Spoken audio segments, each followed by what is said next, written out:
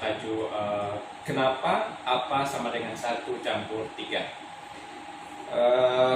Untuk reka bentuk dan keaslian inovasi, alhamdulillah inovasi ini memang 100% saya buat, di mana kenapa saya katakan dia keaslian dia adalah saya punya, di mana dia mengandungi 3 tools atau 3 alat yang kita perlu dilengkapkan oleh murid pada peringkat awal latihan. Setelah beberapa kali sesi latihan, murid sudah mahir menggunakan tools 1 dan 2. Murid hanya perlu menggunakan tools 3 untuk latihan yang seterusnya. Maknanya tools 1 dan 2 bimbingan guru sepenuhnya lah. 1+3 di mana murid mencipta 3 soalan daripada 1 soalan asal. Itu yang kelainannya di situ. Maknanya murid kena mencipta soalan daripada soalan asal, di mana 3 soalan. Sebagai contohnya, kita lihat nih, kenapa ini maksudnya, kenapa bukan jawabannya. Biasanya soalan objektif, pelajar akan hafal jawaban. Jadi kita tanya, kenapa bukan itu jawaban dia? Dan murid akan menganalisis menggunakan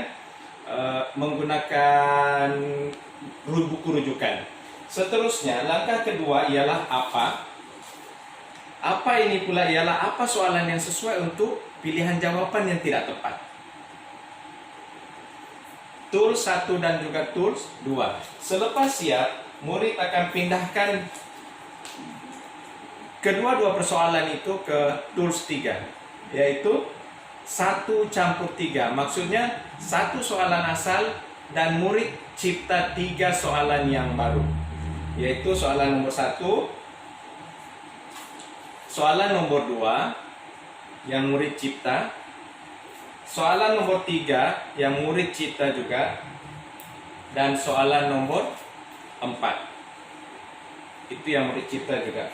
Untuk yang kelengkapan ataupun bahan yang diperlukan untuk teknik kenapa apa 1+3 ini ialah kita cuma menggunakan bahan yang agak mudah didapati, yaitu tools ataupun alat pertama kenapa, kemudian apa, kenapa apa 1+3, soalan 1, soalan 2, dan soalan 3 serta soalan 4. Pula sudah pasti dia sesuai untuk dipasarkan. Kita boleh membuat modul berdasarkan